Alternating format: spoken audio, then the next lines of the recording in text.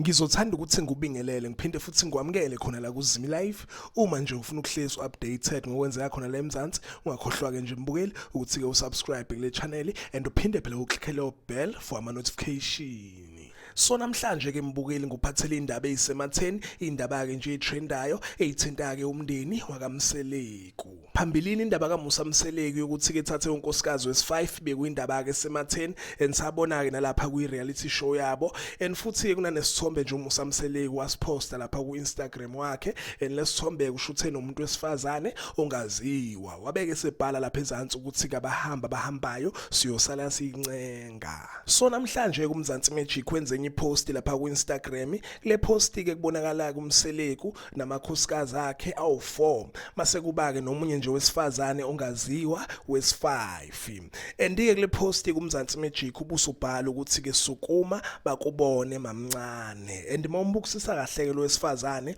uyena lo ayimpost ekuqaleni njengoba ade ngishilo ukuthi ke wenze enye ipost lapha ku Instagram wayeseyabhala ukuthi ke abahambayo siyosala siyincenga kusawuyena ke nje umuntu ke oyi1. Lokho kwenza ukuthi ke abantu abaningi bebelieve ukuthi ke uyena unkosikazi wesi5 lo and kuMzansi Magic ubusuveza ukuthi ke abantu ngo7 mabahlaleke bebukeke wona uMzansi Magic. Abavezanga ukuthi kuzobe kwenzakalani ngo7 kodwa ke baveze nje ukuthi abantu mabahlale bebukeke uMzansi Magic ngo7.